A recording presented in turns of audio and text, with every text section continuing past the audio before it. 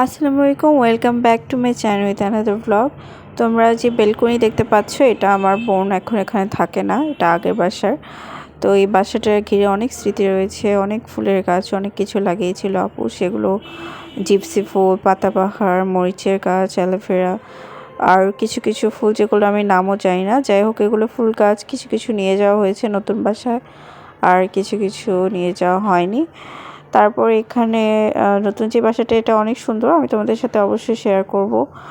আর আপুর বাসার এখানে একটা এত সুন্দর জায়গা আছে, দেখো পুরো গ্রামের মতো একটা পুকুর আছে, পাশে একটা মাঠ আছে, খেলছিল বিকালে প্লেগ্রাউন্ডে অনেক ছেলে বাচ্চারা। আর এখানে আমরা ঘুরছিলাম, তারপর আমরা ভাবলাম যে একটু নাস্তা করি, বিকালে নাস্তা পরে এখানে চিকেন ফ্রাই, আমরা একটা ফ্রাইড রাইস নিয়েছিলাম। আমরা মূলত সিপিতে বসেছিলাম। আমার সিপির খাবার বরাবরই খুব হেলদি লাগে, খুব বেশি মশলা ইউজ করে না ওরা। আর তোমরা যারা আমার ব্লগ দেখো তারা জানো, বাসায় খুব গাঢ় মশলা দিয়ে ভালো করে রান্না করা এরকম হলে আমি খাই, কিন্তু বাইরের মশলা দিয়ে খাবার আমি তেমন প্রেফার করি না।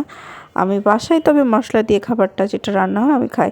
তারপর বিকালে নাস্তা করে এসে রাতের ডিনার এখানে তৈরি করছিল আপু। এখানে আজকে আমি কালকে চলে যাবো দেখে আপু এখানে পোলাও আর মুরগির মাংস, দেশি মুরগির মাংস আর ধোয়া ওঠা গরম পোলাও, এই শীতকালে যেটা আমার খুবই খুবই প্রিয়, এটা রান্না করছিল। পরে আমি অল্প একটু খেয়েছি, বেশি খাইনি, কারণ আমি এগুলো হেভি খাবার সেরকম একটা খেতে পারি না, কিন্তু আমার মাঝে মাঝে এগুলো খেতে খুবই ক্রেভিং হয়।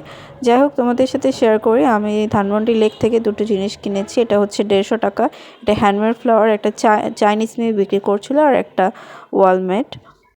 তোমরা যারা নিতে চাও তারা লেক থেকে এখনও নিতে পারো, কারণ সেই চাইনিজ মেডটা যেটা বিক্রি করছিল যিনি, সেটা এখনও উনি বিক্রি করছেন। তো আজকে পর্যন্ত ভিডিও, আল্লাহ হাফেজ।